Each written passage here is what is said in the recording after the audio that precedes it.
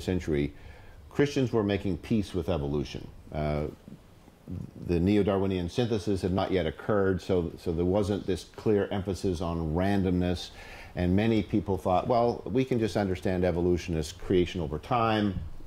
This is acceptable theologically.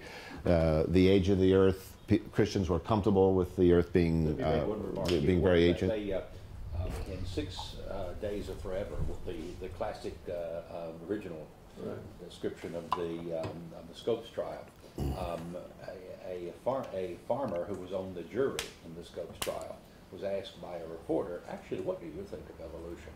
And he said, when I started farming,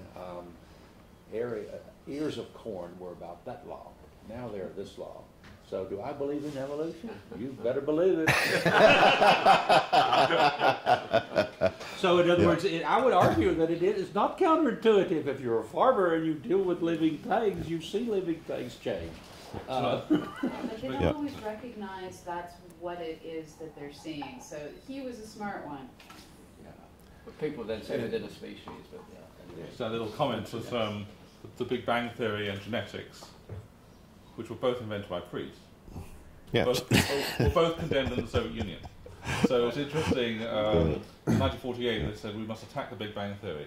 This is all they were told in Leningrad, because it's encouraging the clergy.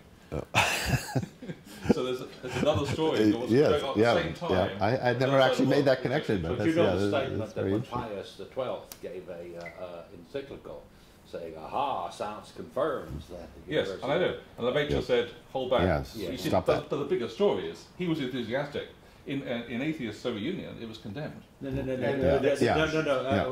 What do you? The Big Bang was condemned in Russia. Lemaitre or the Pope? Pope was Lemaitre said to the Pope, don't be over enthusiastic, and Pius XII listened. But the bigger story here, of course, is that materialism was very threatened by this, and so it's another story that we don't get told very much. So Steve Weinberg, when I was taking a course in cosmology from him in I need 10 more the minutes. 60s, he said that I was a supporter of the steady state theory, because the steady state theory, in contrast to all other cosmological theories, least resembles the account in Genesis. It's a pity it's refuted by observations. What's created the contemporary dynamic emerges in the middle of the century, in the middle of the 20th century, 1960s. There's a variety of things that happen. Socially, it was becoming almost universal that children were going through to high school. So instead of quitting in the 8th grade and going to work on the farm, they were going through to high school. And so evolution was being encountered by a lot broader swath of the population. The neo-Darwinian synthesis had occurred, and the central role of random mutation had become dominant. The Sputnik launch in 1957, the year I was born, scared American science, and a lot of federal dollars flowed into the revision of the science curriculum. And one of the major results of that was a new biology curriculum in which all the biology texts were rewritten, and because this was after the neo-Darwinian synthesis, the new biology text had evolution as kind of the central organizing principle of the entire field, rather than a chapter in the back which you could kind of take or leave. In the 1960s. So evolution is kind of pushed way closer to the front burner as a result of this. And most importantly, it's the randomness which is emphasized. Yes, and the randomness is a central part of this. So it was very difficult now at this point to kind of see evolution. It was difficult to ignore it. It was also difficult to kind of see it as simply God's method of creation. It didn't look quite like that anymore. So in the 1960s, Henry Morris, my boyhood hero, and an Old Testament scholar, wrote a very ambitious book called The Genesis Flood, which I think that's one of the most influential books in America in the 20th century. I mean, it would be hard to point to a single book which has had a larger impact. Morris and Wickham were convinced that Christian thinkers had given up too quickly to Darwin, that they had just said, okay, every time some new pronouncement came out of the scientific community, okay, we'll work with that, we'll work with that, we'll work with that. And that they had thrown out the baby and the bathwater together. And they took aim at this concept of theistic evolution, which most evangelicals embraced at that point, and said, this is not an appropriate Christian position. It doesn't have a good, solid scientific foundation. And we capitulated too quickly. We should have tried harder to build a scientific model that goes with Genesis. And so they laid out the foundations for this in this big, sprawling, ambitious book, The Genesis Flood, stating that the earth was 10,000 years old and looking for scientific support for that, stating that evolution between species, they used the biblical term kinds, which was ambiguous enough to be impossible to refute, saying that no evolution between kinds, and so on, and absolute uniqueness of human beings, and presented this viewpoint. And this caught on. A wide range of positions that people held within evangelicalism kind of collapsed down into one, and people became very, very attracted to this. Now, I was very attracted to this as a young person. I mean, I read the book just a few years after it was written. The attraction was that you had a credentialed, he was Princeton educated Old Testament scholar saying that this is what Genesis means, with ample references to the Hebrew and to the cultural context in which it was written. This is what Genesis means. It doesn't mean that these days are epochs and so on. It means a literal 7-day creation. And then you had a scientist, and Henry Morris had a PhD, he had a position at a secular research university, he'd written a textbook, well published. His expertise was in hydraulics, which is the relevant science to understand Noah's flood, and so on. And so he lays out this whole picture of how, if we look at the same data, the rock strata and so on, and if we suppose that all of this is the result of Noah's flood, instead of billions of years of sedimentation and erosion and so on, we can see that we get a much better picture. And you know, praise God, the science and the Bible come right together and give us exactly the same message. And so the Institute for Creation Research and its subsequent organizations that it spawned, like Ken Ham's Answers in Genesis, took this approach that there's a scientific view and a biblical view. They match each other. In order to be faithful to the Bible, you have to believe this, and you can also be faithful to science and believe this. Now, I think when Henry Morris started this, he believed that it was going to be possible to do this. I mean, he set up a creation research center, hired credentialed people, and tried to actually do research on this.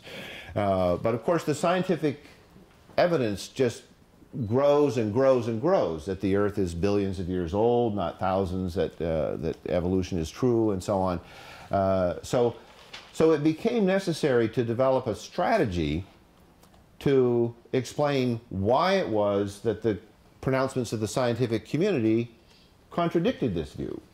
I mean, if this view is true, why aren't scientists rallying to it? I mean, why can't you point to growing numbers of people, growing numbers of geologists that think the earth is 10,000 years old? So what emerged was an equation of science with materialism.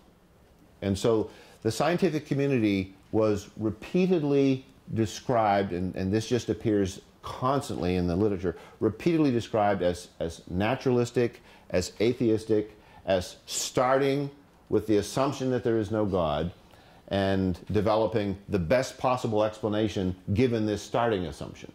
And then Henry Morris would say, but we know there is a God, and so shouldn't we take that into consideration? Shouldn't we allow that the existence of God might possibly matter in our understanding of the natural world? Now, this is a very attractive view to a Christian. In fact, every Christian would probably say, well, I suppose that since God exists, believing that that's true ought to shape your view of the natural world in some way, but the scientific community wouldn't hear of that. And so you begin to have a campaign, a consistent propaganda campaign to undermine the scientific community as driven by atheistic assumptions. And then this claim, which became ubiquitous in the creationist literature, becomes the rallying cry of Richard Dawkins and the New Atheists as well. So you have invited the reaction. Yeah. So you have these Christian fundamentalist leaders saying that the scientific community is intrinsically atheist, makes no use of the hypothesis of God, can explain everything without God, and then you have the public faces of the scientific community, Richard Dawkins, Stephen Weinberg, and so on, saying, exactly right, that's exactly right. And so in a strange wedding, Ken Ham and Richard Dawkins are bedfellows, saying exactly the same thing. And Philip Johnson, who's kind of the godfather of the intelligent design movement, like he even made a roadshow out of this. There was a biologist at Cornell University named William Provine who said that you have to choose between atheistic, materialistic science and evolution or God. And Philip Johnson says the exact same thing. And the two of them would go on the road and debate. I mean, they were kind of friends in some sense. But Philip Johnson wanted to make, I mean, he wanted to make this point. I mean, he said that science is not theologically neutral. Science is naturalistic. Its conclusions buttress atheism and leave no room for God. And he wanted people to understand that. And so if he can get William Provine, a member of the scientific community, to say exactly the same thing, then the two of them can debate and make that crystal clear.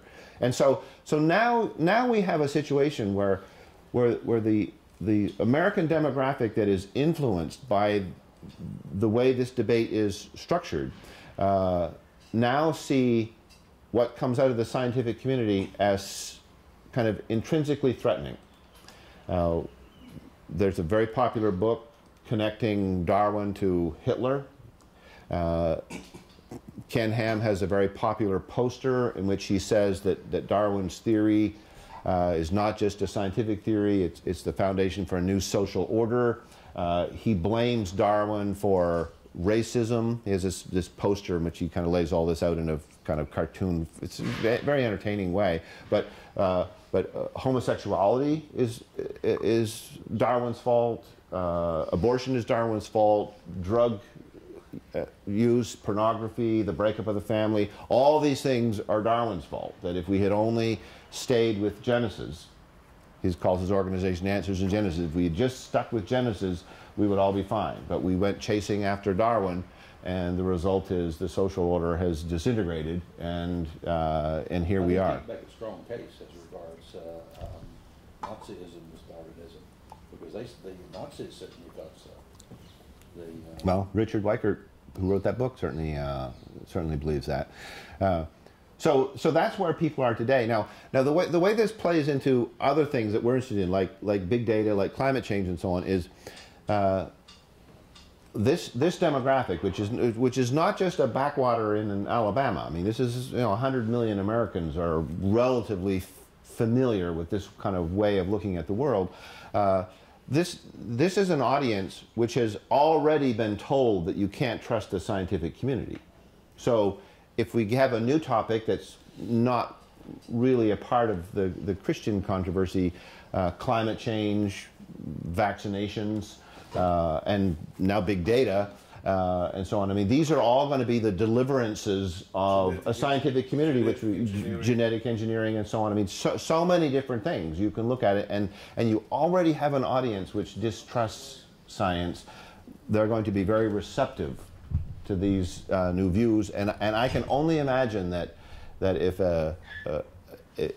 if a left-leaning Democratic administration used big data to try to do something to reform healthcare or give us self-driving cars or what have you, that it would be completely mistrusted because the scientific community is not a force for good. And you'll find someone to cooperate on the scientific community, like you'll find the new Dawkins for new data.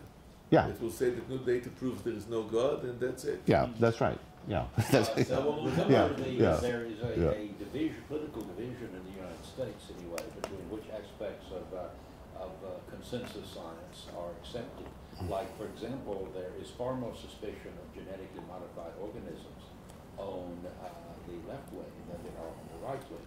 Yes. Now, so in vaccination, my brother, who is very much left wing, is very suspicious of vaccination, and I, who am more right wing, are completely happy with vaccination. Yes. So I mean, it depends on which particular issue in quote consensus science end quote. Yeah. I'll tell you why. I think my understanding of I'm trying. the social phenomenon is that the left distrusts government. So they say the government cannot do anything. If you have genetic engineering tomatoes or corn, it's because big farmers trust, the big companies want to make money and disregard your health. Vaccination comes from the drug companies that want to increase the profit.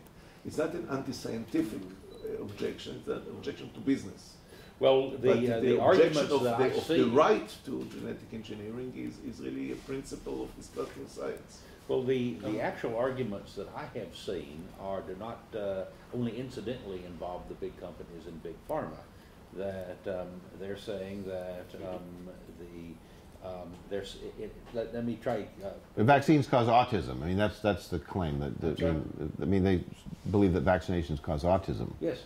Yeah. That they disbelieve they may bring in big pharma is bribing doctors to suppress the evidence, but so you can play this game both ways. You can have remember the left distrusts the big companies, the right distrusts big government. So you can have two big guys. You have two big guys. You just disagree on James has a question. Guys, right? Jim had a question. Yeah. Yeah, I haven't said a word, but I would like a few minutes to just comment on this. I haven't interrupted you at all. I feel like a child torn between a mother and father who are getting a divorce. Mm-hmm. I am in both of these communities. Mm-hmm. And I feel that this community is sitting here as if we really know what we're doing, and that other community is all wrong. The reason I think we need to look to ourselves as scientists, we need to look to ourselves. To say it's Ken Ham, it's that community, it's all about them, it's all their problem, and we know what's right, I think is a prescription for disaster. I sit between Christians and Jews all the time, and I love both communities, and I'm from both communities. And it bothers me when one community starts firing at the other and the other at the one. This is exactly what's happening here, I think. We're all sitting around, oh, it's terrible what's happening. One of the reasons for the distrust from that community toward people like us at meetings just like this, where we sit around and act as if we really know stuff and we've got this thing right. I've written 2 articles on origin of life. Nobody has contested the scientific claims. It has nothing to do with God. It's all about life's origin based on the science. On my website, jmtour.com, there's a tab on the right called Personal Topics. You go to Evolution Creation. I cite both of those articles there, and I'm coming out with a 3rd article for a moratorium on origin of life research because there's so many lies in it.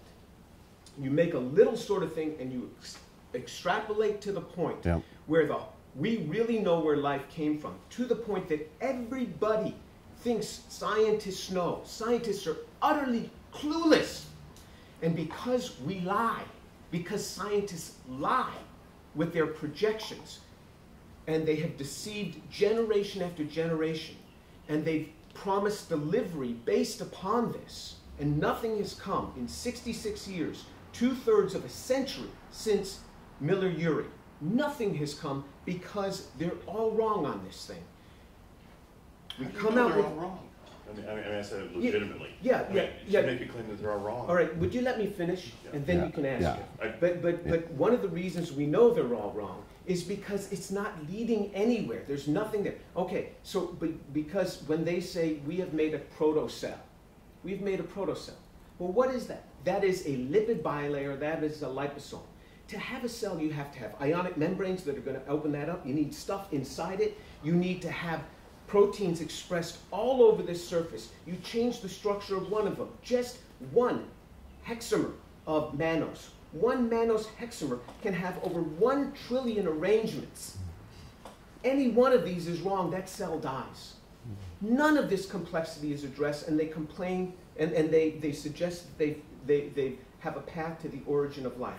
The projections that they make based on a small result, there is a distrust of scientists just like us from that community, and it is warranted based on some of the claims that we have made.